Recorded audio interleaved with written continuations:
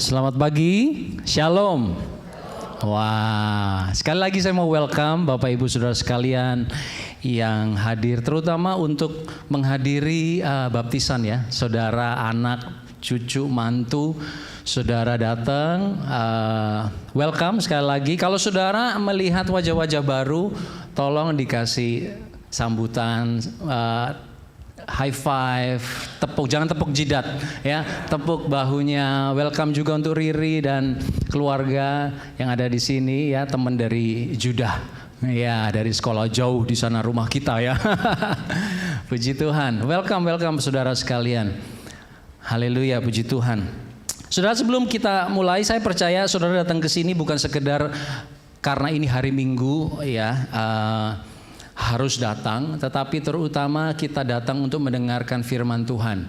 Amin. Saya ingin baca sebuah ayat ya yang sangat bagus dan sangat memberkati saya, dan saya berharap juga memberkati setiap kita untuk mengingatkan kita bahwa firman Tuhan itu harus menjadi bagian dalam hidup kita. Amsal 16 ada di slide juga. Ayat yang ke-20 berkata seperti ini dalam bahasa Inggris dan bahasa Indonesia. Siapa memperhatikan firman akan mendapat kebaikan, dan berbahagialah orang yang percaya kepada Tuhan. Amin. Dalam bahasa Inggris, he who pays attention to the word of God will find good and blessed, happy, prosperous, to be admired is he who trusts confidently in the Lord. Saya percaya kita mengasihi firman Tuhan. Amin. One more time, mari kita tundukkan kepala, kita mau berdoa satu kali lagi. Terima kasih Bapa, biarlah kami mendengar firman-Mu pada hari ini, pagi hari ini, dan kami boleh diberkati, kami boleh bertumbuh karena firman-Mu. Berbicaralah Roh Kudus di tengah-tengah kami mau mendengar. Di dalam nama Yesus kami berdoa. Amin. Bapak Ibu Saudara sekalian, saya percaya di dalam hidup saudara dan saya ya, kita hidup ini selalu dipenuhi dengan event, acara, betul? Dari kita lahir udah dirayakan ya, baby shower, ulang tahun pertama, kedua, ketiga, sampai kita nanti dipanggil Tuhan juga dirayakan. The celebration of life namanya ya, bahasa kerennya celebration of life. Not to mourn ya, pasti ada sedihnya, tetapi di dalam Tuhan kita celebrate the life of the loved one ya, penuh dengan events, dan event-event itu isinya adalah kasih sayang. Betul, bahkan dirayakan ya setahun sekali melalui Valentine's Day. Semua event yang kita rayakan di dalam kehidupan kita itu untuk merayakan cinta kasih. Ya, belum lagi kalau suami istri anniversary ya, 25 tahun, 50 tahun dirayakan karena apa? Ada cinta kasih yang dirayakan, kasih sayang. Dan hidup kita, you realize or not, dipenuhi dengan cinta kasih. Betul? Dan saudara, sejak sebelum saudara menikah itu sudah ada di dalam kita. Dan itu yang membuat saudara mengejar pasangan saudara, tidak berhenti untuk mendapatkan hatinya, cintanya ya, sehingga saudara merasa hidup ini bergairah. Karena apa? Karena ada apa? Cinta. Sadar apa enggak saudara bahwa hidup saudara dengan cinta kasih? Anak lahir, bayi saudara lahir, wah, berbunga rasanya. Walaupun belum lahir sekalipun, masih dikandung 9 tahun, cinta itu sudah ada. 9 bulan, 9 tahun. Berarti saudara bangun ya, luar biasa. 9 bulan. Berapa hari? 9 bulan 10 hari? Ya. Sudah ada di dalam kita. Thank you for correcting me. Berarti saudara ngikutin. Ya, kayaknya saya perlu liburan lagi saudara ya, kurang lama. Oke, jadi tanpa kita sadari, hidup kita ini penuh dengan liku-liku cinta, kasih sayang. Betul? Tanpa kita sadari. Bahkan di akhir hidup pun kita ingin ada orang-orang yang kita kasihi yang datang, yang paling dekat dengan kita, paling kita sayangi untuk datang di sekeliling kita. Ya saudara, artinya apa saudara? Kita hidup ini dimulai, hidup ini dihidupi dan hidup ini diakhiri dengan kasih sayang. Dan pagi hari ini saya ingin bicara tentang kasih Allah satu kali lagi. Bulan lalu sebelum saya pergi liburan, minggu pertama saya ingat saya bicara tentang rooted in love. Kita berdasar dan kita berakar di dalam kasih. Tahukah saudara bahwa saat Allah memanggil kita pertama-tama, Dia tidak memanggil kita untuk melayani Dia. Allah tidak memanggil kita untuk mentaati Dia. Pertama-tama ya, Allah tidak memanggil kita untuk percaya, tidak memanggil kita untuk mengasihi Dia. Pertama-tama Dia tidak memanggil kita untuk membela namanya. No. Panggilan Allah pertama dalam hidup kita adalah kita menerima kasih-Nya. Apa saudara? 1, 2, 3. Menerima kasih-Nya. Tanpa kita menerima kasih-Nya terlebih dahulu, kita tidak bisa mengasihi Dia. Kita tidak bisa melayani Dia. Kita tidak bisa hidup bagi Dia. Kita tidak bisa percaya kepada Dia. Panggilan pertama di dalam hidup kita sebagai orang yang percaya, terima kasih Allah. Amin. Coba ngomong ke kanan kirinya, terima kasih Allah. Iya. Kita sudah belajar bulan lalu 2 hal. Yang pertama adalah kasih Allah adalah segalanya. Amin. Kasih Allah itu segalanya di dalam hidup kita. Coba lihat aja dari lahir sampai mati kita dipenuhi dengan kasih sayang. Orang-orang yang kita kasihi, orang-orang yang dekat dengan hati kita. That we celebrate love with them. Kasih Allah segalanya. Ada seorang pria di Amerika bernama Brad, umur 43 tahun saudara ya. Dan dia memberikan sebuah kesaksian. Dia berkata bahwa dia sudah menikmati dalam usia 43 tahun, dia bisa bahkan younger, dia bisa menikmati kekayaan, ketenaran, kesuksesan ya. Tapi dia berkata, saya punya semua yang orang hanya bisa baca, itu saya punya. Tetapi one thing I don't have, the love of Jesus. Yesus di dalam kehidupanku. Dia kaya, dia bisa menumpuk harta kekayaan dengan bekerja sebagai stuntman. Sudah tahu stuntman ya? Peran pengganti untuk aksi-aksi yang berbahaya di Hollywood saudara. Dan dia begitu kaya, kemudian dia tinggalkan pekerjaan itu.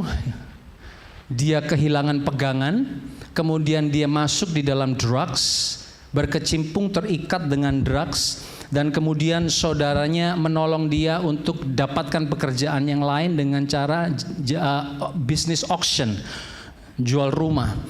Dan dia akhirnya berhasil, kaya kembali, berhasil kembali saudara. Tapi one more time dia berkata, there's a void in my heart. Ada satu kekosongan di dalam hati saya yang tidak bisa diisi dengan semua kekayaan, ketenaran. Dia punya keluarga, dia punya anak, dia punya harta, dia bisa pergi kemanapun dia mau, business class, executive class. But one thing is missing, the love of God. Saya baru message juga dengan teman di Indo. Dia ketemu dengan seorang kayak Crazy Rich Surabaya. Wah, kalau udah crazy itu sampai benar-benar crazy saudara ya. Kita sampai mangap aja. Wah. Dia ceritakan kepada saya mobilnya apa, jam tangannya apa. But when I talk to him, dia berkata dia tidak punya bahagia, kosong.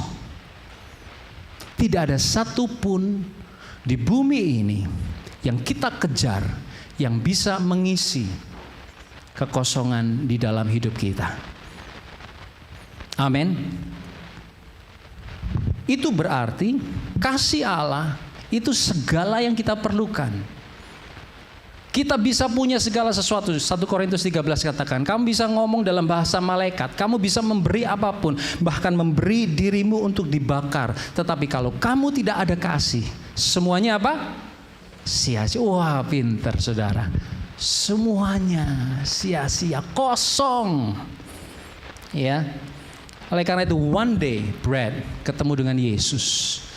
Hidupnya dipenuhi dengan kasih Yesus. Nomor 1. It's not what you give to God.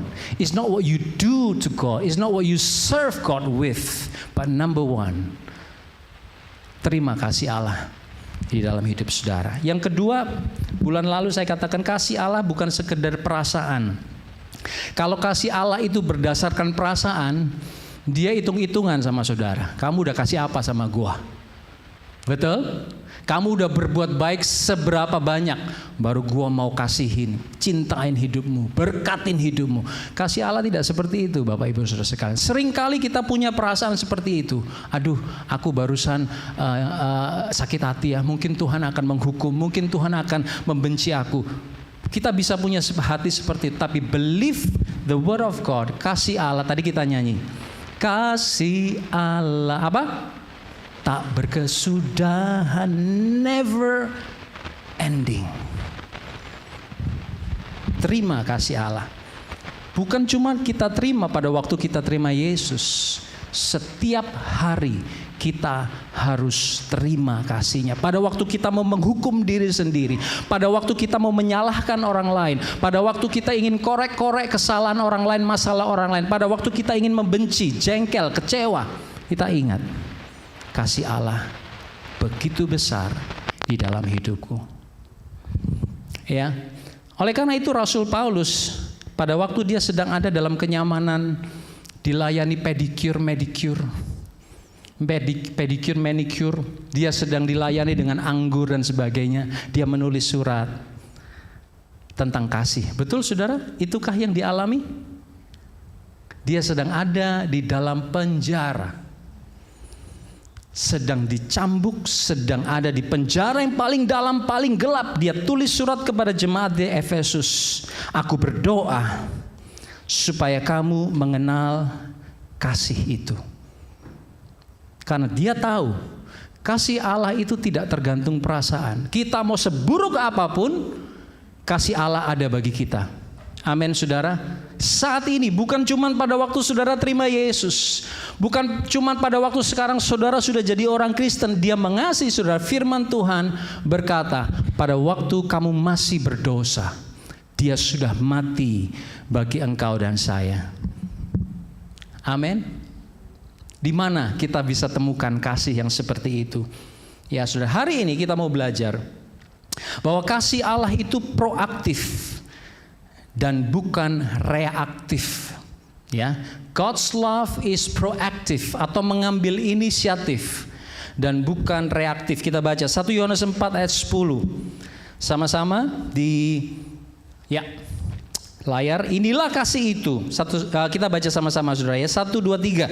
Inilah kasih itu. Bukan kita yang telah mengasihi Allah, tetapi Allah yang telah mengasihi kita dan yang telah mengutus anaknya sebagai pendamaian bagi dosa-dosa kita. Kasih Allah itu mengambil inisiatif, bukan reaktif. Kalau kita mau jujur ya saudara, mengaku di hadapan Tuhan sendiri, kasih saudara dan kasih saya kepada Tuhan itu belum sepenuhnya. Betul? Enggak sepenuhnya, karena kasih kita itu reaktif. Betul ya? Kalau ada keadaan baik, wah baru kita memuji Tuhan. Wah sebab Tuhan baik. Wih. Tapi kalau udah ada hutang, istrinya belin, anaknya belin, itu tangan udah setengah tiang. Kalau jawaban doa lama, 1 tahun, 2 tahun, 5 tahun, 10 tahun udah gak ngangkat tangannya. Kasih kita kepada Tuhan itu reaktif, ya, cenderung reaktif. Kita baik kepada orang kalau orang baik kepada kita. Kita melayani Tuhan kalau hidup kita diberkati. Kita lihat situasi, kalau situasi kita enak kita ke gereja. Ya, itu reaktif. Bayangkan kalau Tuhan seperti itu di dalam hidup kita. Ya. Kalau gue gak seneng lu kasih penyakit. Kalau gue gak seneng lu kurang perpuluhannya kurang, atau hari ini lupa 1 sen 2 sen dikasih apa gitu. Sudah bayangin kira-kira hidup saudara gimana? Penuh dengan cukup, bisa ini udah cukup gak ya? Udah cukup gak persembahannya? Pelayanan aku tadi gimana ya di hadapan Tuhan? Musiknya gimana ya? Nyanyinya gimana ya? Udah sempurna belum? Sempurna belum? Kok kayaknya belum sempurna? Penuh dengan ketakutan. Karena apa? Karena kita tidak merasa cukup untuk mengasihi Dia. Dan percayalah Bapak Ibu Saudara sekalian, kita tidak pernah akan cukup baik selama kita menjadi manusia, penuh dengan kekurangan. Betul? Bahkan kita pada waktu kita mau memberi, ada motivasi di baliknya. Betul, itulah manusia. Tetapi Allah bukan Allah yang seperti itu. Saudara, kita sebagai manusia pada dasarnya kita tidak mau mengasihi Allah. Kita tidak bisa mengasihi Allah. Kita tidak mau mencari Allah. Itu kita sebagai manusia. That's us, human being. We don't want it. Kita mau cara kita. Kita mau waktunya kita. Kita mau apa yang kita mau kita dapatkan. Bukan apa yang Tuhan mau yang kita dapatkan. Betul saudara? Itu kita. Tetapi firman Tuhan berkata, kecenderungan hati manusia adalah berbuat dosa. Itu kita. Kita perlu sadari, itulah hidup setiap kita. Kalau kita mau pelayanan ya kita pelayanan, kalau nggak mau pelayanan ya sudah, ya tergantung mood. So God takes the initiative. He takes the first initiative to love us, mengasihi kita. Kalau kita lihat hidup kita hari ini, saudara, hari-hari ini, dalam seminggu, coba cek ya, seberapa konsisten kita mencari Tuhan. Ingat aja, nggak usah buka Alkitab lah dulu, nggak usah baca Alkitab dulu lah. Ingat aja, and say thank you for the day. How consistent are you? Itu saja udah nggak cukup seharusnya ya, standarnya Allah. Seharusnya sebagai orang percaya, sebagai orang Kristen, seharusnya firman Tuhan katakan kita harus tinggal di dalam Dia, abide in Him, remain in Him.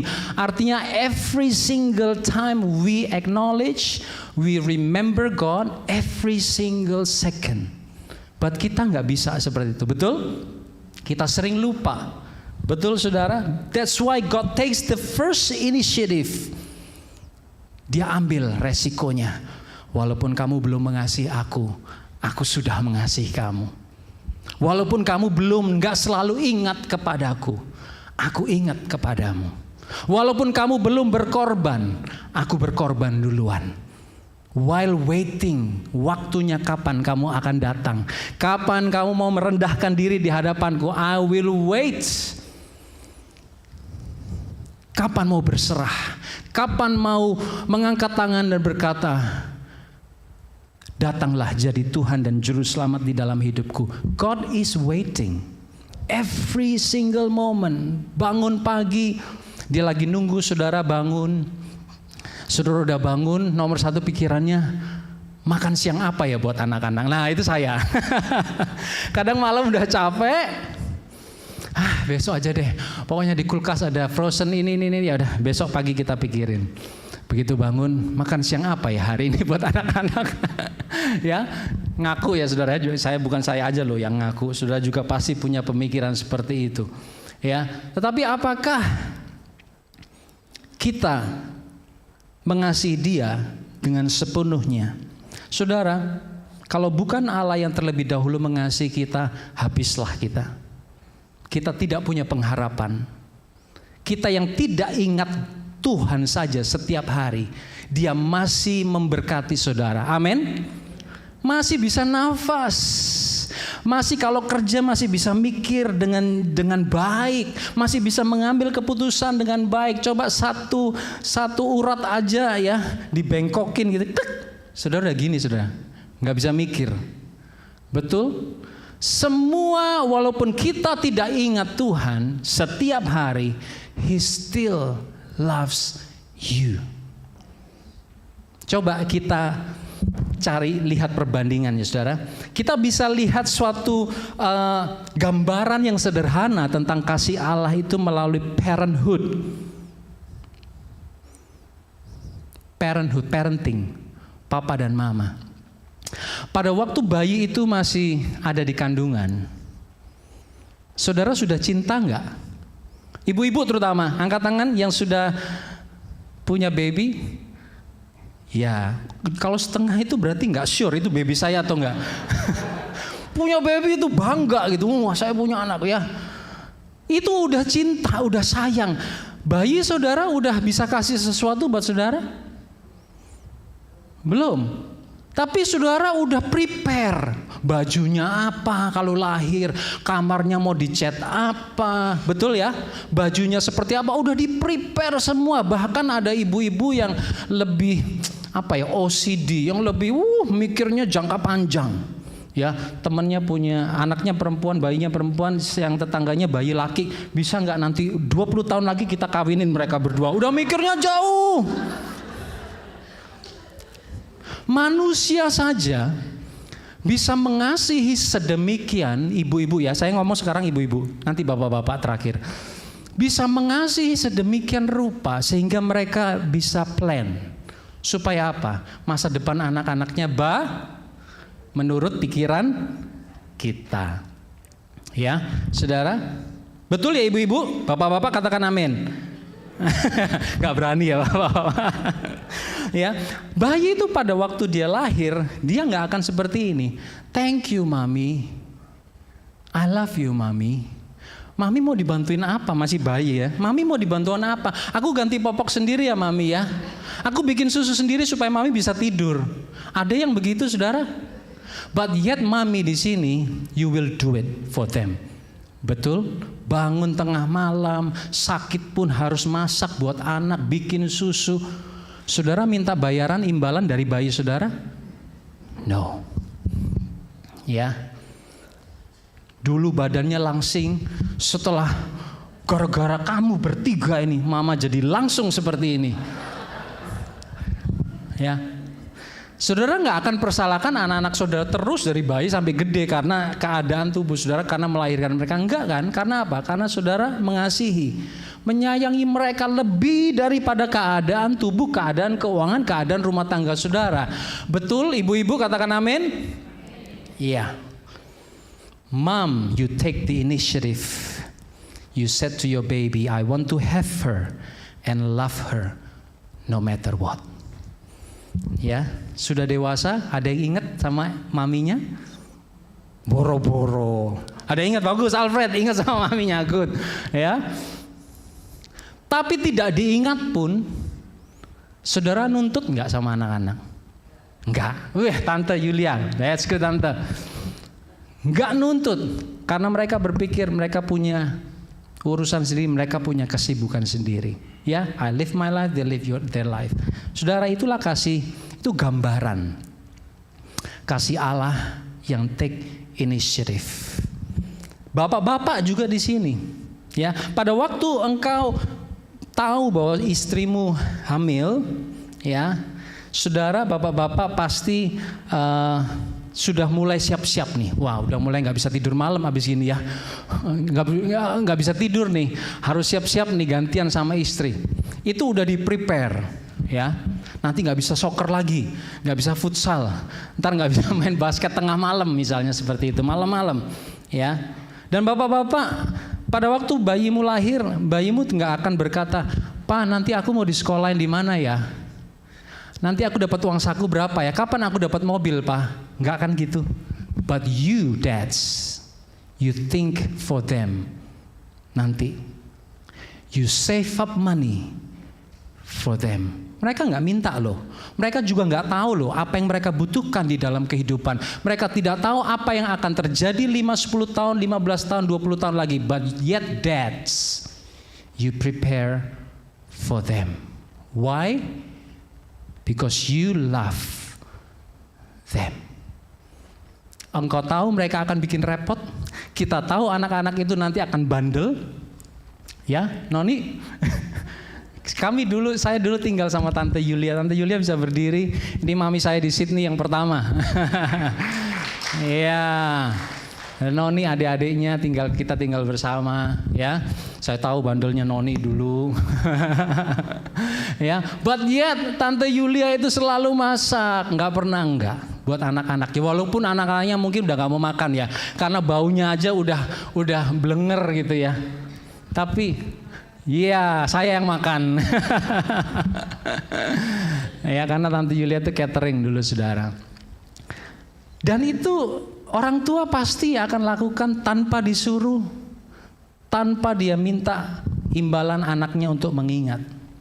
Ya, they strip down most of their pleasures, hobbies, time. Ada Dedi di sini juga tinggalkan Indonesia, tinggalkan pekerjaan, usaha, bisnis dari Indonesia, datang jauh-jauh ke sini untuk menemani anak-anaknya sekolah sampai besar, sampai menikah, punya cucu, jaga cucu. Wah, komplit saudara. Ya, paket lengkap, paket hemat terutama. Ya saudara, that's what dads do. Nabung, bahkan menyembunyikan tabungannya, karena dipercaya istri atau ibu itu maha tahu. Ini di Indonesia katanya begitu, nggak tahu kalau di sini ya. Sembunyiin di mana istri itu bisa tahu. Mungkin ada bau tertentu sehingga dia bisa tahu di mana uang itu disembunyikan oleh suami. Why? Kalau dulu papa saya sudah kadang cerita itu disembunyikan di kaos kaki. Bukan karena mama saya maha tahu, tapi dia ingin simpan-simpan just in case ada anak butuh apa. Bapak-bapak di sini yang identifikasi dengan itu bisa angkat tangan? Ada? Nggak di kaos kaki maksudnya.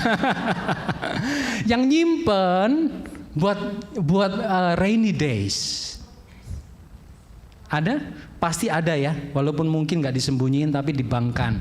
Ya, that's. Ya, bahkan ada lelucon berkata seperti ini, kalau menikah suami itu punya sister-in-law, punya brother-in-law, mother-in-law, apalagi father-in-law. Tapi kalau istri nggak ada wife-in-law, saudara. Wife is the law. Makanya kalau di media sosial itu ditanya, apa yang membuat saya dikirim sama istri saya, apa yang membuat kamu happy? Suaminya ditanya, dia lihat istrinya dulu. Make your wife happy first, then my life is happy.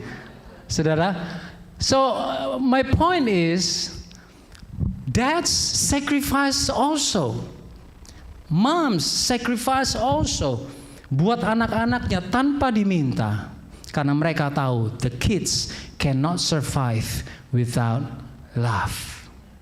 Amin. Begitulah gambaran yang sederhana banget, saudara ya.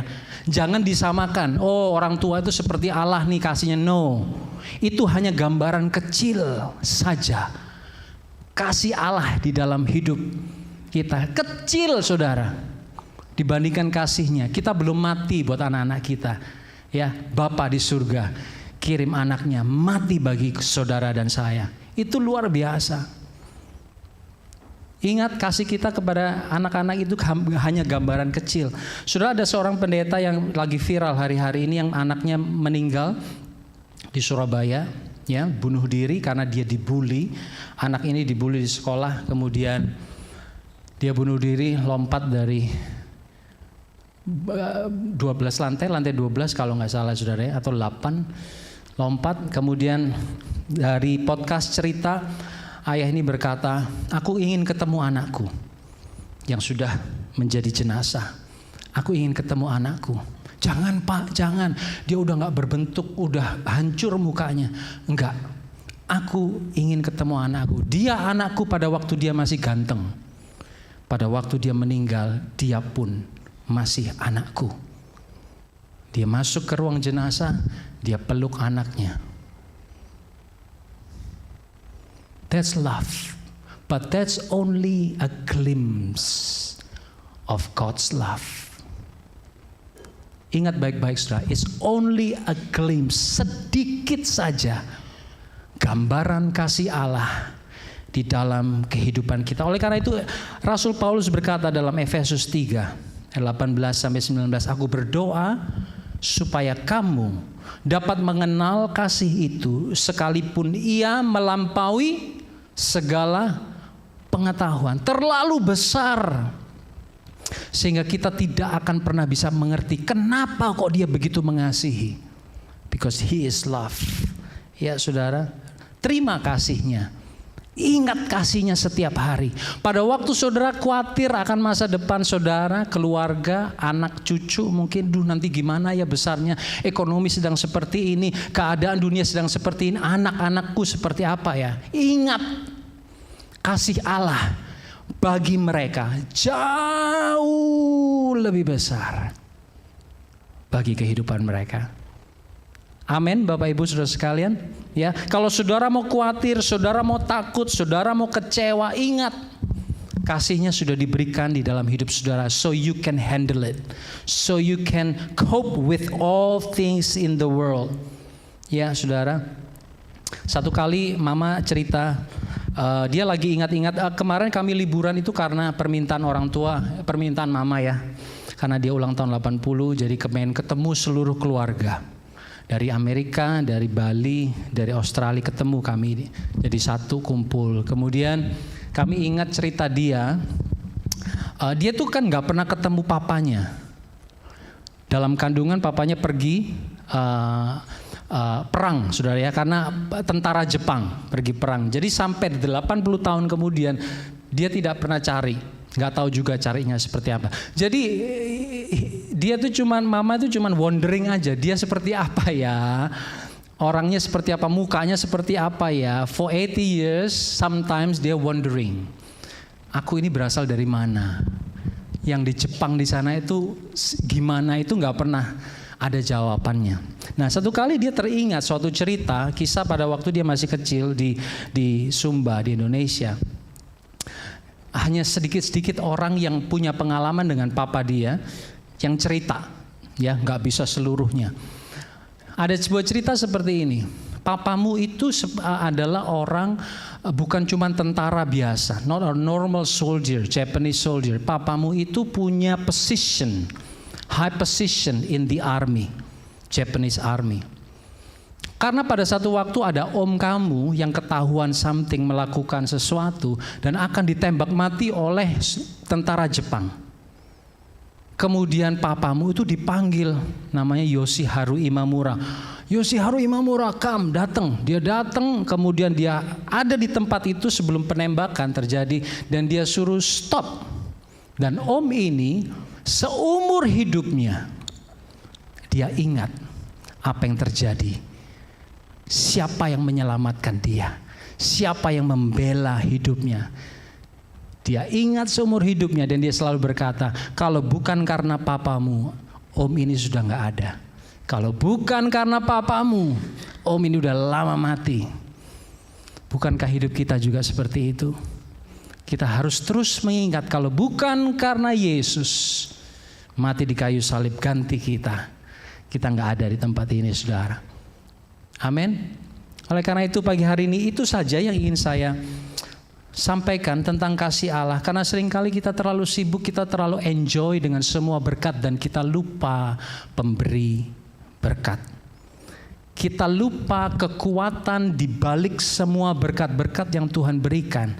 Kita terima berkatnya tapi kita tidak bisa enjoy. Why?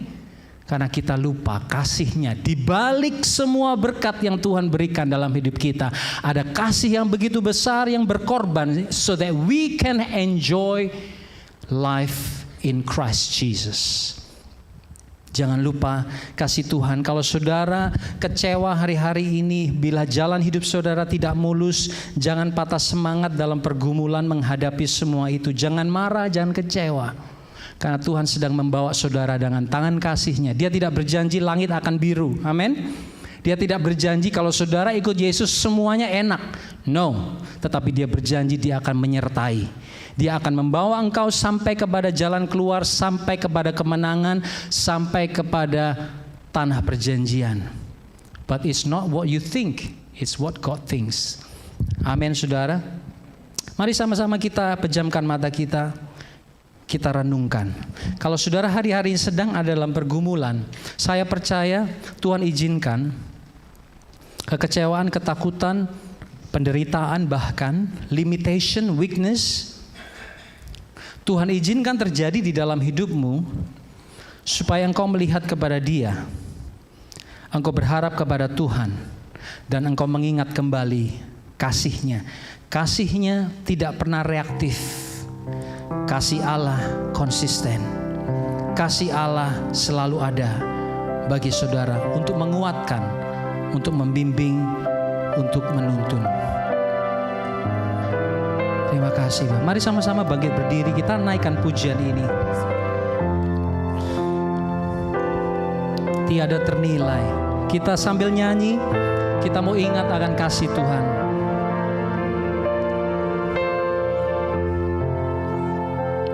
Di hatimu,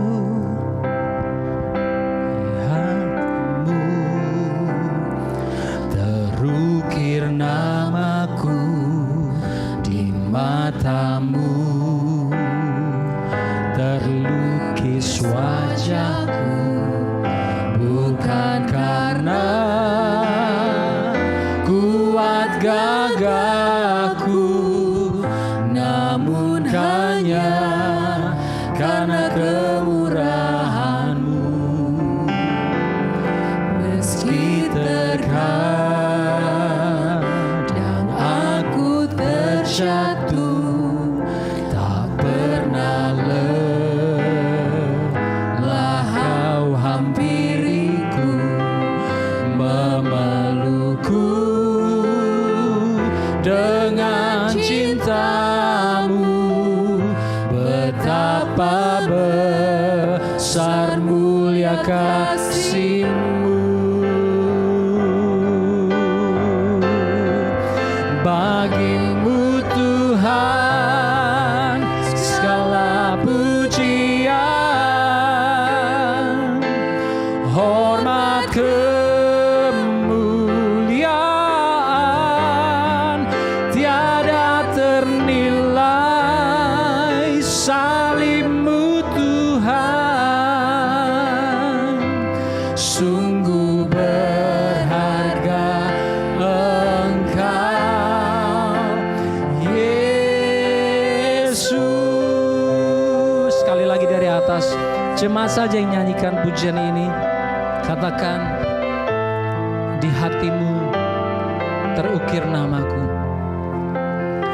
Di hatimu. Jadikan ini sebagai doa, reminder. Matamu, terlukis wajahku, bukan kuat. Ya, karena kemurahan-Mu. Meski terkadang, ya Tuhan, tak pernah. Amin. Kau peluk kami dengan cinta-Mu. Betapa besar, oh, bagi-Mu Tuhan. Mari angkat tangan kita kepada Tuhan. Pujian, hormat, kemuliaan tiada ternilai. Salib-Mu Tuhan sungguh berharga. Bagi-Mu Tuhan, bagi-Mu Tuhan segala pujian, hormat, kemuliaan tiada ternilai. Salib-Mu Tuhan sungguh berharga. Engkau Yesus.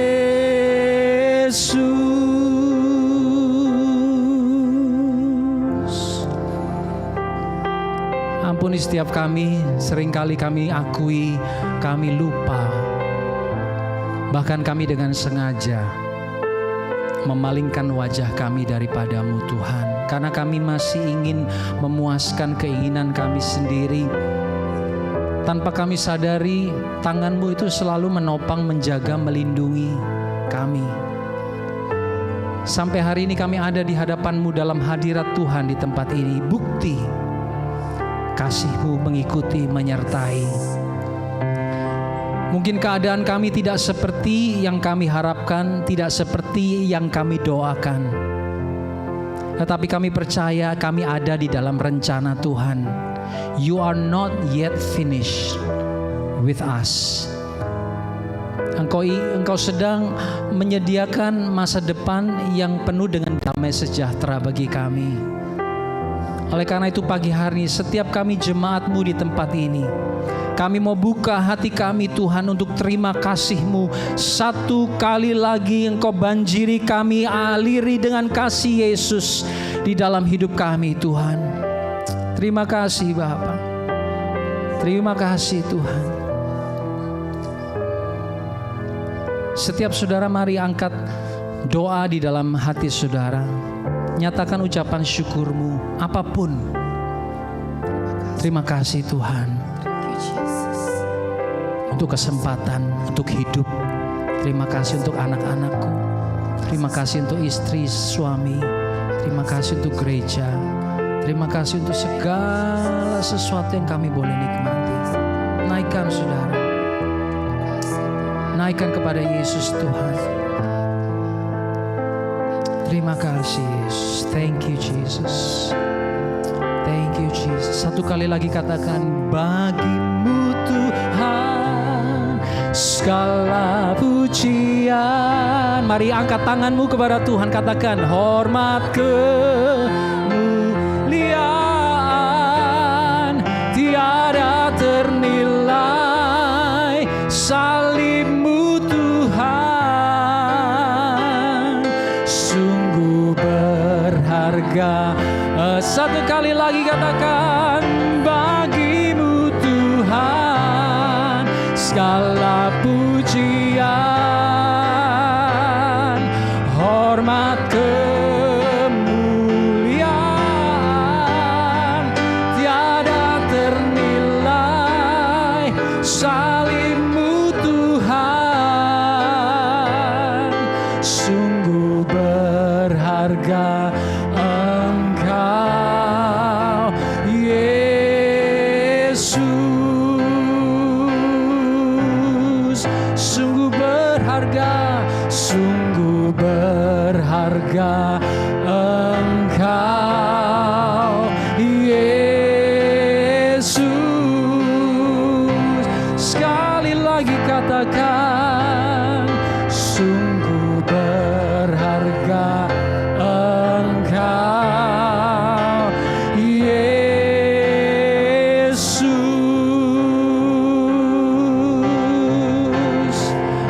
Sambil saudara angkat tangan saudara, terimalah berkat yang daripada Tuhan. Berkat kasih sayang daripada Bapa di surga turun menaungi kehidupanmu. Oleh karena kasih-Nya engkau dibuat menikmati hidup ini. Oleh karena kasih-Nya engkau dibuat kuat menghadapi segala tantangan. Engkau menjadi lebih dari pemenang. Karena kasih Allah sudah mengalahkan segala sesuatu. Terima kasih Tuhan. Allah mengarahkan wajah-Nya atasmu. Dia memberi engkau kasih karunia dan rahmat-Nya supaya engkau mampu menjalankan apa yang Tuhan ingin engkau kerjakan di dalam kehidupanmu. Di dalam nama Tuhan Yesus, semua yang terima berkat Tuhan katakan amin. Amin. Tuhan Yesus memberkati. Selamat berhari Minggu.